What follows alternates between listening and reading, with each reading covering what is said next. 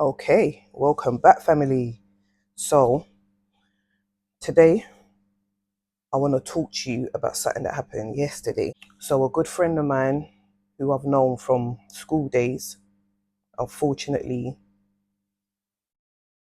I was going to say unfortunately or fortunately, that's something I say sometimes because you don't really know sometimes what seems negative, what it can lead to. You don't know what it's going to become. So, I always say that term to cover it because I don't know what God's plan is. But this time it was a bit hard to say, unfortunately or fortunately, because I'm about to talk about a good friend of mine who lost their mum. And obviously, the moment you hear that, there's nothing fortunate about that. But I do remember, yeah, my dad preaching one time and he made a comment and he said, human beings were made to live forever. For other reasons, death came along, but originally we were made to live forever, and that's why we never get used to death. It's not the first time someone's passed away, and we know from the get-go we're going to pass away, and everybody we know is going to pass away. But time after time, it hurts us again. When it happens, it hurts us again as if it's the first time. It hurts us again, same way, over and over again. And my dad said we never get used to it because we were not supposed to die. So it's something that will always cause us pain. It's something we will never get used to, something we will always struggle to accept, something we will always grieve about. So I just want to share that one with you there. Let that sit on it, because when those words came out my dad's mouth, like, yo, that connected with me. I was like, oh, I've never seen it that way. But like I say, when you hear the truth, you know it. Once you hear it, you know it if it's true. Okay. So coming back to that. So yesterday we went to lay my friend's mother to rest. So I've reached, we've done the service. It was beautiful, obviously sad and touching, but we've made it happen. It's time to leave and go to the burial site. Now, when I reached, I've parked at the first parking spot I can see. So I've parked up there, but I can see that other guests are arriving and they're all going further in through the gate, further in their cars. So I'm like, oh, something's not right here. Like, maybe I need to follow along. So I reverse and I follow along, and the people at the entrance are like, oh, yeah, you gotta, where you lot are burying mum is further down. This is an enormous graveyard. I didn't know how big it was. It's like miles this way and miles that way. So they're like, yeah, no, you're gonna have to keep driving. So I was like, cool. Thank God I did not park and start to bop down that road. So I'm driving and then gone along a bit, and I've noticed a gentleman and another lady, they're walking, and it's warm. You guys know the weather's starting to pump up a bit, you get me? So imagine walking in 14, 15 degrees in black because it's funerals. Sorry to add, they are part of that, the funeral guests, yeah.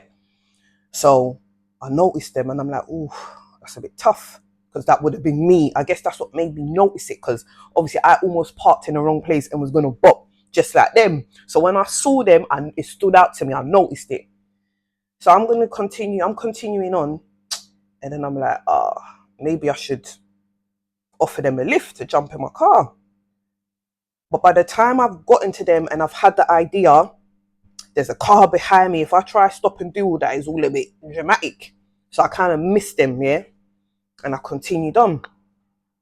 And I was like, I look through the mirror, I see them again. I'm like, nah, I should have just stopped and picked them up. So now, this is how big the graveyard is. Now, there's build up of traffic a little bit within the alley, the pathway to get there. So my car slowed down.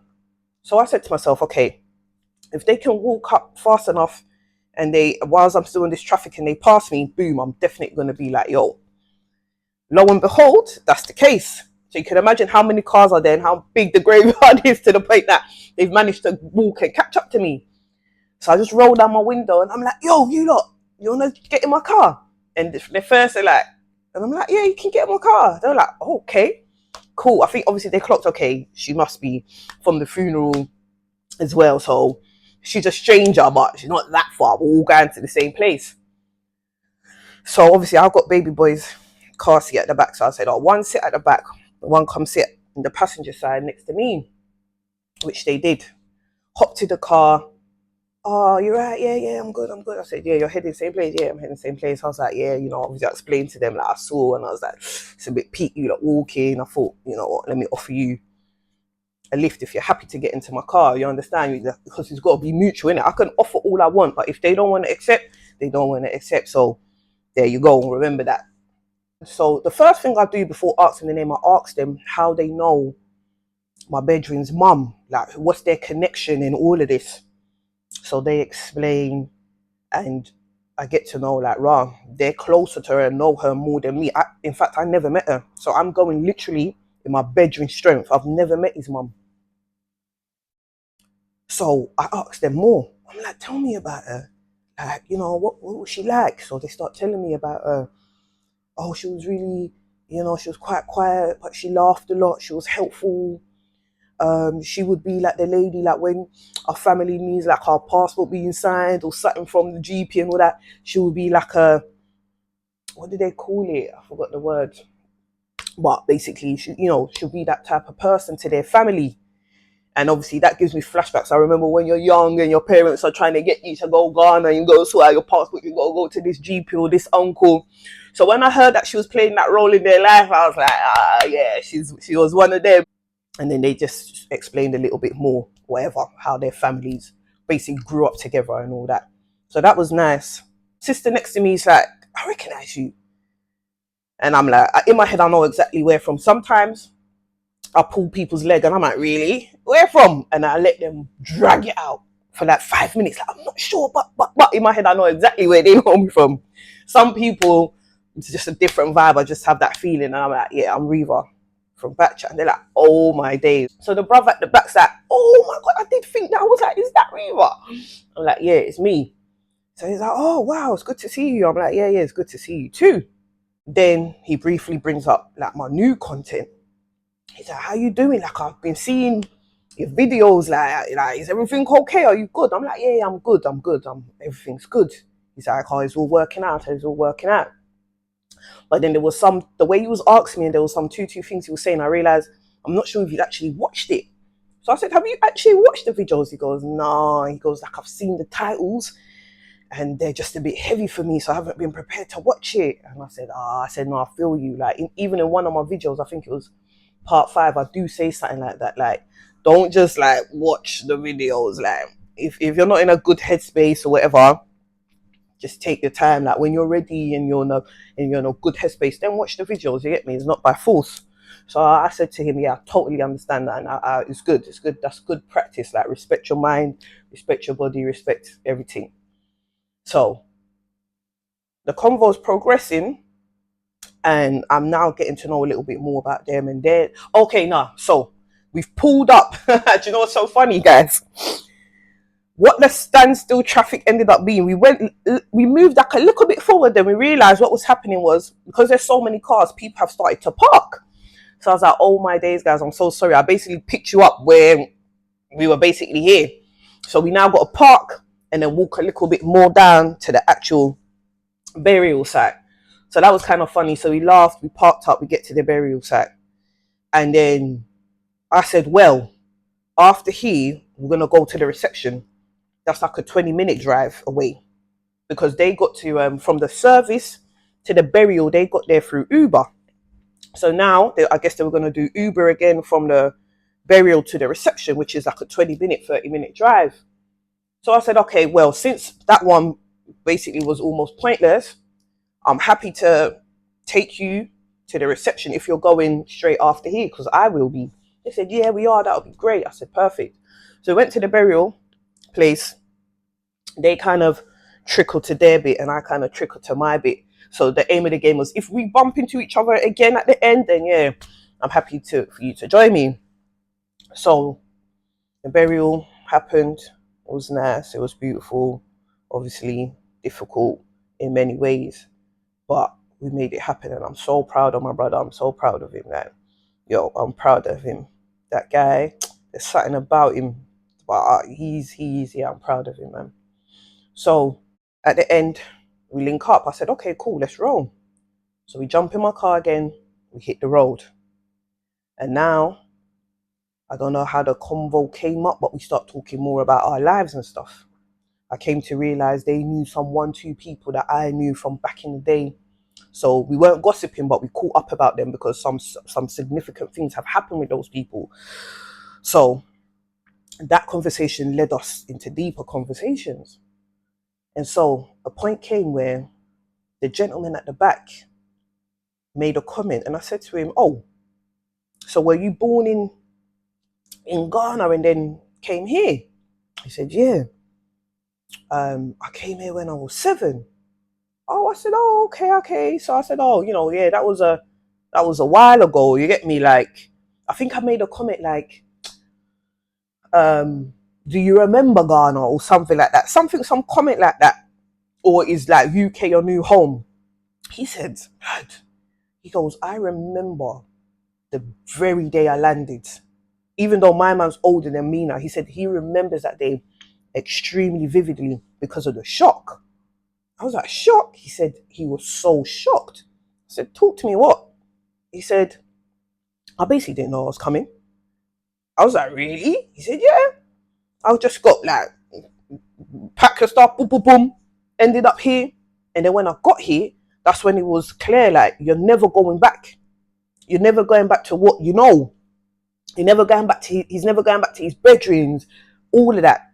He said that when he was in Ghana, the lady that he was with was his auntie, but all that 7 years when he was growing up, he thought he was his mum. Because the mum wasn't able to visit him in Ghana for a number of reasons. So he basically never knew his mum till he landed here and saw her. So she was a complete stranger. The lady that he was living with in Ghana, who he thought was his mum, who was actually his auntie, she had children, so he thought that was his siblings, guys. That he thought they were his siblings. So he came to realize, this is not my mum. These are not my brothers and sisters. And then he came to later on find out that the children he thought was his brothers and sisters, they were even the stepchildren to his auntie. So you get me? That, imagine this. So he's come here. He's now living with his mom, who he does not know, complete stranger.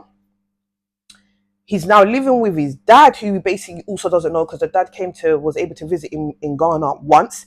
And he said that even when the dad came to visit him in Ghana, he thought it was his uncle because his auntie had a husband who he thought was his dad. So when the dads come, he hasn't clocked it's his dad. He just thought it was his uncle that they were like, yeah, go and spend the day with. So he was like, cool.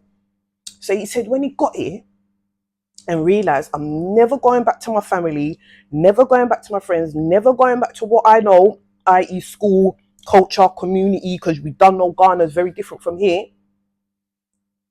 And then not only that, his parents here had a baby who was his sister, who was now sitting next to me. She was 1 year old at the time when he came.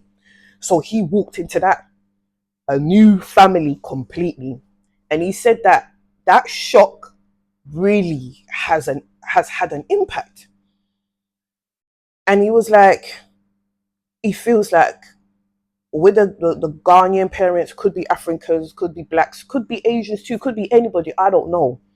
But it's like when you're young, they feel like you're not going to understand because you're a child. So they don't explain things to you. They just tell you, follow this instruction, and that's that. So they didn't sit down and explain all this to him. So I was like, rah. So here I am, like, rah. Then imagine the sister was like, oh, I didn't know all that. Is that all the things you went through? Is that like all the things that you've been bearing, the cross? I'm so sorry, I didn't know. And then I'm here in my car like, okay. Have I just kicked off a little therapy session in my car between two brothers and sisters? Because, like, obviously, you know me, I like all that. You get me? I ask questions, I talk, and I try to. Sometimes some people don't want to be forthgiving and may not want to open up, but I'm always happy to ask a question. So for me, it was basic. That's why I just started chatting with him like that. But I realized I was like, raw, him and this, and they're grown. Like the sisters at my age, like I said, the brother's older. So this convo could have happened years ago. But it's like for the first time in my car, in the middle of a stranger, brothers and sisters are hearing things about each other that they never knew. And it was such a touching and moving and freeing moment right there and then. And I thought, yeah, this is what it's about. This is what I'm about. This is the type of stuff I live for. Like, this is me written all over it. You get me? Like, I am just the type of person who will see somebody struggling, want to help, and then it leads on to other things. And it helps me too, because yeah, like I may not have got as much as they got out of it. I was given more because I'm the one driving and I'm the one whatever. But I love all that. I got a lesson. I learned, and it kind of just reinforced many things for me, because I'm always an advocate for families connecting, talking more, sharing, and being more open. So to see that play out in front of me was sweet. So I say all that to say, guys, if you can, every sibling group should have a little WhatsApp group, because 90% of us are on WhatsApp. So you should have a WhatsApp group with your siblings. Try to meet at least once a month on WhatsApp video call. Is easy. 7 o'clock. I'm laying it out for you right now. 7 o'clock every Thursday. Flick open the phone. You can just allocate an hour, 7 to 8. Go with the flow. You can talk about issues. You can just talk about yourselves. You can talk about plans you have. You get me? Whatever. Obviously, bear in mind, family, no one teaches us how to be family. So it's always an edgy thing. It's always, you get me, delicate. It's very sensitive. So there'll be times where it may get hard.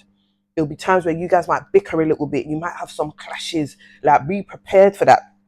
You see, that's the reason why a lot of people as families don't gather together much, or just save it for occasions, because it is so sensitive and it's so delicate. There always seems to kind of be some sort of fireworks that go off. So it makes people avoid it completely. So doing something like this, meeting every month or every week or every other week at a certain time just to chat, is like, nah, I'm not really trying to hear that. Sometimes you can do it for a few months and then have a break for a few months and then start again for a few months, or switch it up, whatever's going to work for you lot. But I'm telling you, a time's going to come, yeah, where money, material things, and the things we possess, the power they have now, it will not be as high. It's very high now, so we can almost be lone warriors if we want to. You get me? Like, if I really never want to talk to this or that person again, I could probably get away with it for a long time. But a time's gonna come where your emotional power, your well-being, your mentality, your spirituality, they're gonna hold a bit more higher currency than material things, than money. So you want to prepare for that. You really, really want to prepare for that season, yeah. And yeah, that's just what I wanted to share with you guys today. My encounter with two beautiful strangers who learned something about themselves and who also taught me things too. So yeah, thank you for joining me again. Ciao for now.